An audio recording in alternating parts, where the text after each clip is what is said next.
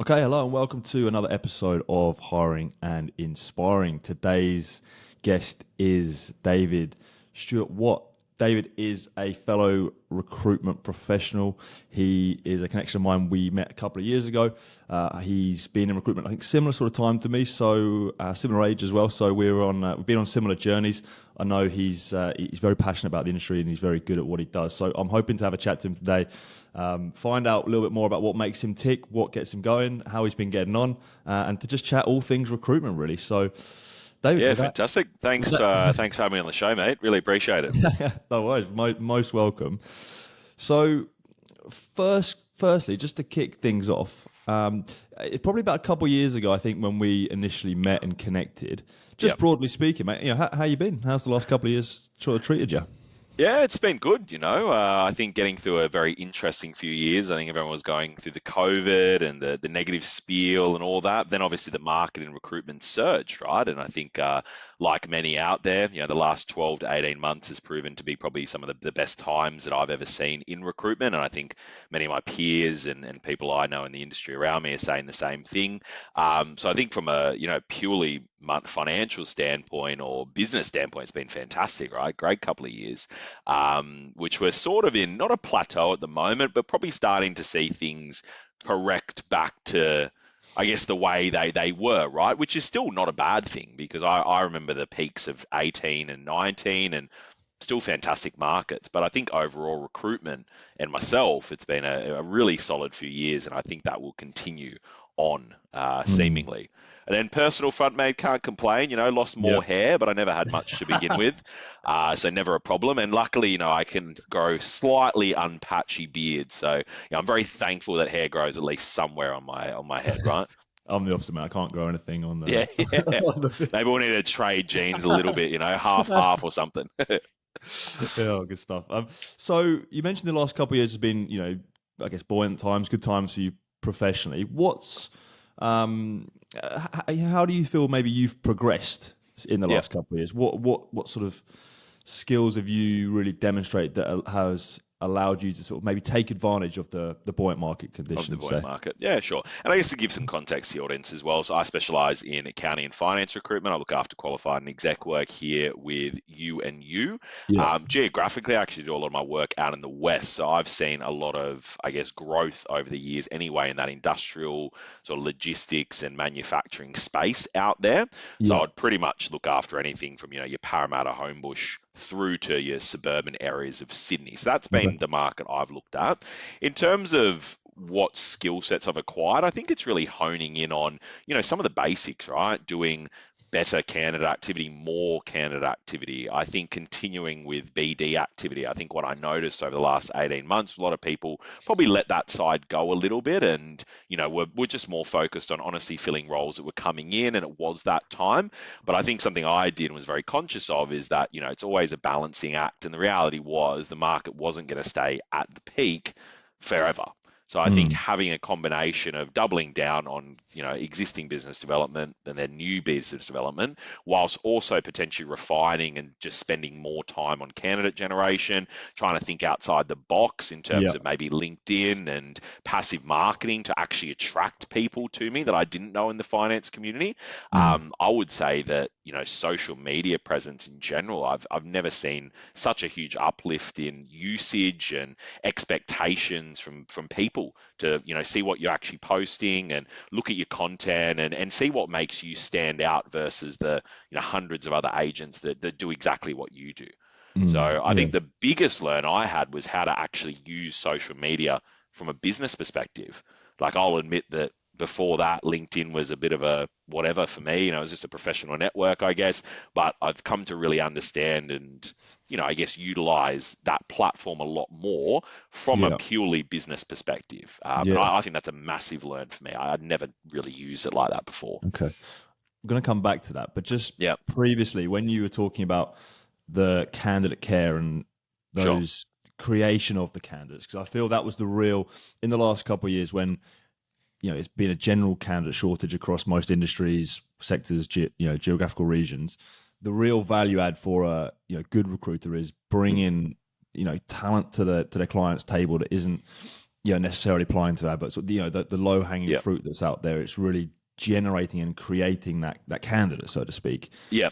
without wanting to sort of give away all your secrets. Um, how have you, and also that candidate care, like really building deep seated relationship with candidates? How do you tend to go Mm. about, say, finding that superstar candidate for maybe Yeah. in a tight market? Okay. So look, I think a lot of, recruiters out there would be utilizing, your ads and your back ends of Seeks and LinkedIn. I think that's all pretty standard stuff. I think really Mm. doubling down on the referral network. You can probably Yeah, tell by the way I sort of talk, right? But I'm a very mateship based person. I truly believe in getting to know people, fairly intimately. yeah, And that's not probing with inappropriate questions. It's just more getting to understand an individual, what makes them tick, what their motivators are outside of work, right? I think it's very easy in recruitment to fall into a trap of just seeing a candidate's resume or, seeing someone and then being like, oh, perfect, they're good for that role, but not really yeah, listening to actually yeah. what they want. And so I think in terms of, for me, I get to know people at that level, hopefully give them a pretty good experience, and then honestly leverage on them and tap into their networks. Because if they're a financial accountant working in a large listed business, they've probably got another five peers doing a very similar thing in a very similar high quality of people that I want. And I think if you really do double down and, maybe deliver the service they're looking for, they'll Mm. naturally refer you to other people that you can also place. So I think I utilized that referral piece Yeah. massively. I would also call clients that I knew quite well to ask if they would know anyone for a Mm. suitable role. And, kind of going back to my point around balancing BD and candidate activity, it was a really great shout to call a client out of the blue. Hey, it's been a while. Look, I'm recruiting for this role. I know it's not for you, but do you happen to know anyone that might be suitable? So for me, I think it was really leveraging relationships I had, but Yeah. also approaching and, chatting with candidates and getting to know them in detail so they Yeah. would then refer me to people I can use as well. Yeah. That's truly what I think I did slightly Yeah. differently, I guess. Yeah. It sounds like, guess, in your field, that financial market, you're pretty well known, right? So it's about being Hopefully. it's about networking super hard in your industry. It's something I always think about. It's something I maybe Mm, regret from my early days of recruitment. I didn't necessarily build those deep relationships. It was more just about make a call, move on, whatever. Seeing a candidate or a client as a number rather mm. than a person, and actually really building those relationships and getting your name out there. It sounds like that's something you've done, and that's what allowed you to have success most recently. Yeah, yeah, I would agree with that. I think I've always valued it. You see a lot of stuff out there, especially on LinkedIn again, to reference a Yeah. platform, with recruiters putting up the typical stories or, things that shouldn't happen in recruitment, but they happen every day. So, Mm. there's always a complaint about ghosting, right? Which is Yeah. which we kind of find ironic because you see every recruiter post about it, they still do it. Like, and it's. I don't think I'm sitting here saying I'm absolutely perfect. I'm not, right? I'm sure Mm. I've unfortunately done similar things to people over the years, but I think if you're just conscious of it and you're actively trying to do the right thing in every interaction you have with someone, it would usually result in a much better experience for them. The thing that I was always taught very early on was, a candidate might only look for a job 5 times in their entire career, right, for a permanent role. And Mm. that's not a lot of times, not a lot of interactions. And I think we, as you might have done early days as well, because we're talking umpteen dozen every day, it becomes very monotonous and routine for us. But for them, that's, you might be only one of three people they've spoken to for months. And so I've Mm. always kept that in the back of my mind and thought with every interaction I've had, it's as simple as you get one impression and one chance to show them who you are. And I think it is easy to forget that. Yeah, no, great point. Love that. You touched upon LinkedIn then multiple times. How are Yep. you, and how have you really Mm. leveraged that platform to help you in your role? And also, you mentioned that your relationships evolved over the last few years. What's changed? What's changed? Yeah. So I think LinkedIn became less of a platform to just connect and more of a platform to interact, right? So I think, Yeah. in my opinion, I've watched some, excellent recruiters here with you and, people in my network that have, engaged regularly. They've used it to just simply connect people, simple stuff. Hey, Joe saw Jimmy might be looking for a role, mate, here's his Yeah. details, things like that.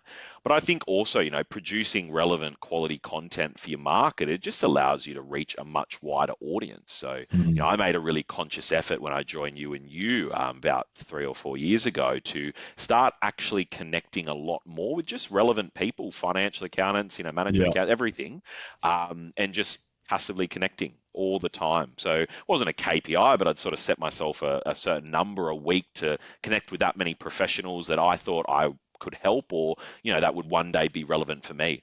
And I think actually just having that consistent stream of additions, you get, you build a Yeah. good foundation, you get more connections, and then you Mm. meet better people, and then hopefully from a business side, when you do need a role or you do genuinely need to look for people, you've got them in your network already. So I Yeah. think that also has helped to make the sourcing process from our side a little bit easier, because these people already know your name. Like yourself, Joe, you're putting yourself out there. When you reach out, you're no longer a random recruiter. Oh yeah, Joe Cutler, I've seen his stuff. I remember him. Mm.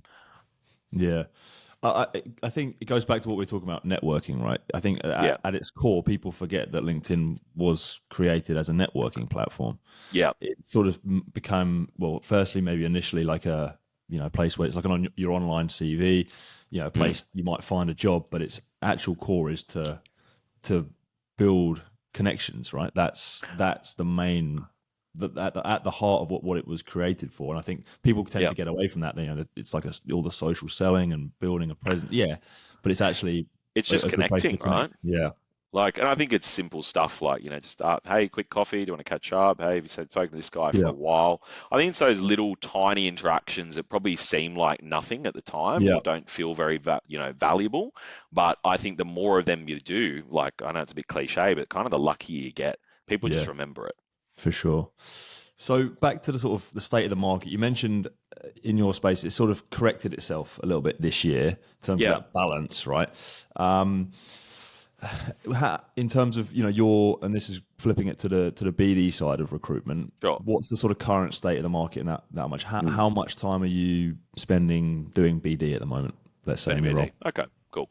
So I think in general, right, what I've seen over the last 12 months is, a massive disparity in salary. I'm sure you've probably seen it in Yeah, sales as well, Joe, where I think expectations from candidates is high, and clients probably 6 to 12 months ago were meeting those expectations, or that they had to, because they simply probably weren't getting talent otherwise, right? mm, I would say that has now not stopped, but it's certainly slowed down. So I think businesses, somehow or for whatever reason, are probably, conscious of how much they're actually paying, and they're probably willing to wait a little longer okay, to get someone if it means less money. And so I've seen a bit of not a headbutting, but almost like a meeting in the market, a bit of a yeah, frustrating meet where you've got expectations here and offers here, and okay, it's just not matching. So I think that's what's slowed it in some sense. But again, I still think it's a correction. yeah, In terms of how much time I would then have to spend on BD a week, it's hard to give a percentage weighting. I try to do it every day. yeah, That'd be a combination of passive and active BD, which is just marketing versus calls and meetings and the usual stuff. But I think if I had to give a weighting for you, mate, it's probably about 40% of my week would be spent yeah, doing genuine business development activities, where I'm out there seeing clients, calling people, yeah. sending through mailers and floats, which you would obviously know in recruitment, and things like that. With that BD activity, then do Mm. you like block out time, say in your calendar, to do it? Because I feel a lot of recruiters, salespeople, they kind of always put it on. Yeah, I'll do it later, or it's always everything else takes priority of doing Yeah. BD a lot of the time. For me, it helps when I do it. I'm just like, right, from this time, whatever. I'm the same. Like I don't do it all the time, but from whatever 9 to 11 in that morning, that's what I'm doing BD, and I just put it aside. Is that something you do as well? Yeah, so I think I'll go back to sort of my roots, right? So when I first Yeah, started in recruitment, I worked for a company where I was on basically a graduate program, right? yeah, And it was essentially a copy paste of probably the Michael Page or Hayes program, where you have call times locked in and allocated for BD, like a 9 to 11, you do this, you have to get this many calls. So I was always trained that way, and I guess that's yeah. always stuck with me. Now I'll be honest, I'm not as rigid anymore with specific time Mm. slots, but I tend to eat the frog. So if I ever catch myself in a mindset of what you said, which is, oh, I'll do it later or whatever it is, I just Yeah. do it immediately. As soon as Yeah. I think that, I just do it because I know if I put it off, I'll never do it again. So I'm sure we've all had times where we sit there and we go, I've got to call Joe. You know what? I'll do it in 2 hours. I will literally call the number on the spot and force myself to have the conversation Yeah. because otherwise I find you just fall into the trap of not doing it. So Mm. it's not necessarily rigid times, Joe, but Mm. I try to do things early in the morning when I'm Yeah. freshest. Yeah. Gotcha. Yeah. Gotcha. So you touched upon that your early days, that Mm. graduate program, when you were, really just hitting the phones, Yep. very KPI driven type environment. Yep. Pretty, we've all been there. We're pretty tough. How do you look back on that period? Because for me, I look back on that period like it was tough, but I'm thankful for it because I learned so much about the role and myself. How do you reflect on that? I guess your early Yeah. days in recruitment. Yeah, I agree with you, mate. I think the hill to climb, so to speak, or the frustration of having to do that last call to hit the magic 50 or whatever it is. Yeah.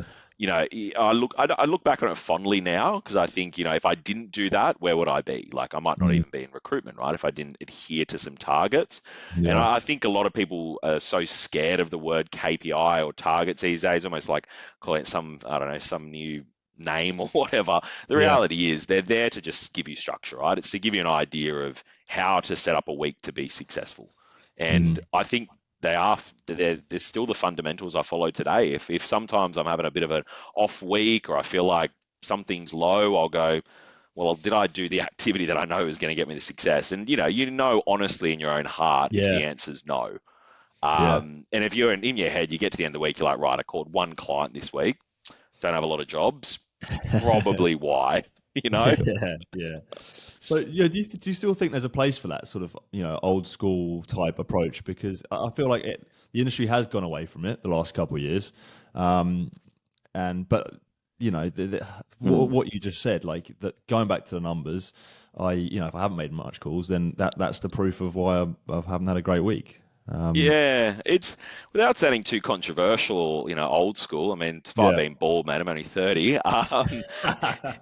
I do think there is a place for that. Like, I was very thankful when I was, I don't know, 22 or 23, whatever it was, entering the industry that I actually Yeah. had a structure to follow. And again, I Yeah. truly don't know if I would be the recruiter I am today without someone just kind of going, here's the guidebook, right? Here's the basics. Yeah. Do the basics right, and you'll be okay. And I think for a lot of newer people entering the industry, again, right, people are scared of the targets or scared of that, but they do set you up for success. Like I think in sales, Mm. it's always going to be that element of target and activity driven. That's the role. It is a sales role at the end of the day. And Mm. in my opinion, I think with recruitment, I never deceive myself into thinking it was anything other than sales. Yeah. Yes, there's a human element. No, you're not selling water bottles, but Yeah. at the end of the day, that sales component is always going to be there and it'll always be critical, in my opinion. Mm. Mm. So you've obviously been, in the industry for a while, right? You've stuck Mm, around. I've stuck around, yeah, somehow. what what what's what's made you stick around? Why haven't you gone try your hand at something else? What is it about the Mm, industry and doing the job that keep mm. gets you up in the morning every day and keep coming at it? Yeah, I could say a lot of cliche things. I think number one, everyone will say this is financials, right? At the end of the Yeah. day, the money you can earn in recruitment or the potential is very high in comparison to similar level roles in other sectors. That is an Yeah. honest truth. I do genuinely love talking to people though. Like I've always been a very people focused person. I'm not going to say, oh yeah, I just love helping everyone out there. It's probably more I just honestly love hearing people's stories. I've always found it fascinating to see what makes someone tick or what their journey is. And I think I've always loved the idea of the chase in a Yeah. way, right? So I've actually personally always been really attracted to the client side where, you get that satisfaction of almost breaking down a theoretical cold door and Yeah. turning someone who, told you to F off a few times into a warm client. Like I think that's an unparalleled feeling. And I love that element of it. I think it's Yeah. yeah, it's character building Mm. and it is very rewarding Mm. personally when you do get there, I think. Mm. It's obviously lots of ups and downs in recruitment. Yeah. month to month, day to day, even hour to hour Yeah. sometimes. But if Always. you if you sort of look back on your Mm. you know career, the 7 or 8 years you've been doing this, has there been a time where there's been a real downtime where you've thought, I don't know if I can keep doing this, or Oh, it's sort definitely. of Yeah. Like, yeah, yeah, yours yesterday, mate. No, I do. Yeah, you definitely go through the peaks and troughs yeah, emotionally. Again, early on, I was very thankful. I was told that pretty much one of the first things I ever taught was, "Hey, this is your emotions. Expect it. So you need to kind of yeah, try and stay level." Now, I mean, we're not bloody robots, right? We're not going to sit of here course, yeah, without any response of a feeling. But I think what got me through the troughs and the tougher times where I was going, I don't want to do this. This is shocking. I mean, I might just go back and yeah, be an accountant or something, like my roots were. I think it's just having other pillars outside of work. And I know it sounds again a little bit cliche, but just reflecting on what you've actually got and yeah, what the actual problem is. And you probably realize you're making a bit of a mountain out of a molehill. Like, I'll always be very thankful. Was born in England, grew up in Australia. I've been fairly blessed throughout my life. At the end of the day, a candidate not taking a role that seems very frustrating at the time is probably kind of a yeah, minuscule issue compared to other people out there. yeah, So I've always tried to take that view. And again, it's easier said than done. There's always going to be days where you just throw the phone and get angry. But I think it's being able to take your moment and then come back and just reflect and go, you know what? It is what it is. Move on. yeah. That healthy dose of perspective, I always call it. Yeah, a bit of perspective I think helps. And again, I'm not pointing fingers here, but I think a lot of people that I've seen enter newly struggle with that Mm. perspective. Well, yeah, what is it about that? Because it's, I think when you maybe lose a deal or something early on in your recruitment career, you have it's always harder than when you lose. Now I'm, similar to you, been doing it a long time. When I lose something, I'm almost, I just brush it off, cool, whatever, go Yeah. again.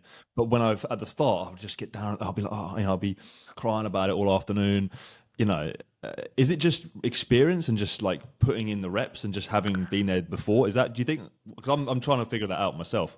Yeah, it's a good question. Like, I think back to when, like yourself, right? First year and a candidate didn't take a job and it was almost like a knife in the heart, right? That's the Yeah. feeling you had. I think you're right. I think the years you just come to expect it, to be like a Mm. little bit cynical, right? I feel like every recruiter ends up a Oh little yeah. bit cynical and just expects the worst. Um, but I also think, if I look at my general emotional intelligence and EQ, like I would say when I was a young 20-year-old male, I probably wasn't very emotionally intelligent at all. Like, I don't Mm. think I understood even why I felt certain things. So I think as you age or as you recognize it, and if you work on it, you can change your mindset and you can actually do the reps, so to speak, to adjust and not get affected by things. And that's not just in work. I think that's Yeah. just in everything. Yeah. You know Do what you I mean? think that like that has helped you in life in general? Those Hmm. being able to ride the ups and downs has developed that emotional intelligence, outside of your Yeah, career. I do believe so. Like, I'm Yeah. not going to thank recruitment for saving my life or anything like that, but I think I think that you do develop some interesting skills that are very relevant for life. Yeah. Resilience is a big one. Understanding that life isn't, all roses and peaches, and sometimes it's punching you very hard in the face. But the reality is that that's work, but that is also just every day, right? That is Yeah. that is the reality of a life. And so I personally think recruitment, and another reason I love it, is it does actually teach you some of those skills that translate in every aspect. Whether or not you want to translate it is up to you, but I think you actually have that opportunity to do it. And it is kind of in a way thanks to the job. Mm. Yeah, gotcha. Love it. Nice, spot on. Yeah. So, mate, we've talked about the current state of things. We talked about the past a little bit. Flipping up, to the future. Mm. What's the future hold for you? What can I expect from you in the next, say, couple of years? Yeah. Girl, I don't know. Maybe a Victoria move. No, Okay, yeah, okay. no, I'm joking. For myself, look, I think it's just, further ingraining myself in my market. Yeah. Even though 7 years or 8 years seems like a long time, it's really not. Um, Probably just continuing to do what I do. I'm hoping to do some more maybe event series and, different Okay, nice. ideas to add value to the community I'm in. But hopefully in a few years, you'll see me more embedded in the market and, yeah, hopefully the go-to guy, right? As you said before. But I know I'm up against some greats out there. So I think it's, knowing where you're at, but just keeping on, mate. Just keeping doing Yeah. what you're doing. And more sort of senior role within your business, leadership, that kind of thing. What's is that in the pipeline, you think? Yeah, good question. I think leadership's an interesting one. I think there's probably a couple of pathways logically here, which is, Okay. as you said, go down a leadership perspective, or honestly just be a specialist in your market and continue to build and build Yeah. high. As to which pathway I would want, it's not sure at this point in time. I Mm. think I see the pros and cons of both, but at the moment, it's probably just seeing how things pan out and reflecting over the financial year end maybe to think about those sort of questions, Joe. But yeah, I'm not sure Mm. actually. No, fair enough. I'm Yeah, fair enough. enjoying it too much. Yeah, well, that's probably your answer, mate. You don't Yeah, want to, if you're enjoying it, you don't want to, mess it up too much. don't want to mess it What up. about predictions for recruitment? What you mentioned a few things there, events, that kind of thing. How do you think the industry is going to evolve in the next? Mm. No, that's not an easy question to answer, by the way. How do you think it's going to evolve? You don't have a crystal ball, I Yeah, imagine, yeah, I was gonna say I'll just pull it out of the drawer. So I think there's a lot of fear around automation, right? Like yeah, yeah, yeah, yeah. let's be honest, Chat GPT, all this sort of stuff, it's been a bit of a hurrah for 3 months, right? And I feel like if you jump on LinkedIn, you'll see definitely some posts saying we're done. Yeah, our job will be made redundant at some point. So I think that's interesting. I expect AI to definitely play a larger part in recruitment, but in my opinion, it's going to eliminate the aspects of the role that we probably don't want to do anyway, the admin, the boring stuff, blah, blah, blah. If anything, it will further push recruiters to ingrain themselves with relationships and actually Yeah. add value. I think there won't be a time of just, hey, do you have a job for me or not? You will actually need to be out there seeing people and giving them a reason to want to like you. So I Mm. personally think the industry is going to have a huge shift, which we've already started to see in terms of relationship building. The old days of just transactional recruitment and plugging bums on seats, I think is probably gone. And I think it'll continue to dissipate as things progress moving forward. Yeah, yeah, That's just my gotcha. opinion. Yeah, no, I completely agree. Matt, and one final one for me. Sure. This is, you can take this sort of any which way you like, and this is, it could be personally, professionally. It's around the idea of success. Mm. So, success to you, what does that mean? What does success mean to you? Hmm. So, all right, it's going to be a bit of a long-winded answer, Joe. So I'm just preparing you Yeah, here. It's I'll strap myself in. yeah, strap yourself in, mate. Uh, I think success comes in many forms. I think it's easy to define success as someone who looks successful, right? They've got the nice suit, they're doing well at work, they've got the money behind them. I've always had a belief of some key pillars in my life, right? So you got your health, personal interests, hobbies, your work, your relationships, your love life, and your friends and family. And I think all five are equally as important as each other, right? So success to me is having strong foundational pillars in those five aforementioned areas to build upon. Mm. And I think, a successful person has a good balance across all. So they have friends, they have hobbies outside of doing their job. They're still successful in work, but they know when to switch off and know when to Mm. spend time with their family. They've got a good relationship with their loved one. They're doing those sort of things. I don't define success as someone who sits there in the office for 12 hours a day and, lets their health completely go and has no life Yeah, outside of work. I think yeah, that's, yeah, I don't see that as successful personally. yeah. Can I just add something to that? I think Yeah. those pillars that you mentioned, right? So they're, I completely agree. Something I always think about those. Yeah, normally for me, it's about, I've got five different pillars which I Yep. care about, things that Mm. I want to be doing well in, right? And Yep. but I've come to realize that it's almost, I find it impossible to be firing on all five of them at one time. I just can't seem to balance all five. Yep. And then, so for example, if you're really doing really well at work, that's one of the pillars. But something might be take a hit, like Yeah. you're socialized. Oh, shit, I'm caught up with one of my mates recently. Yep. So to me, it's like I've struggled being like, I've just for that striving for that perfection, trying to have all Yeah. five pillars, firing at one time. I guess for me, success is like being okay that one of them is slipping a little bit. Do you know Okay. what I mean? Like Yeah. it's Yeah. I Yeah. just, for me it's like an unattainable dream. I just can't have all of them firing at one time. I just it's just something that's not quite. But to me, success is those things, but just being okay with Yeah, I like not. that. Do you know what I mean? Not beating yourself Yeah. up, like. But And, yeah, and that, I get what you're saying there. And you're right. I think that is the ideal perfection. And it's probably, not unattainable, but it's very hard to get yeah, there.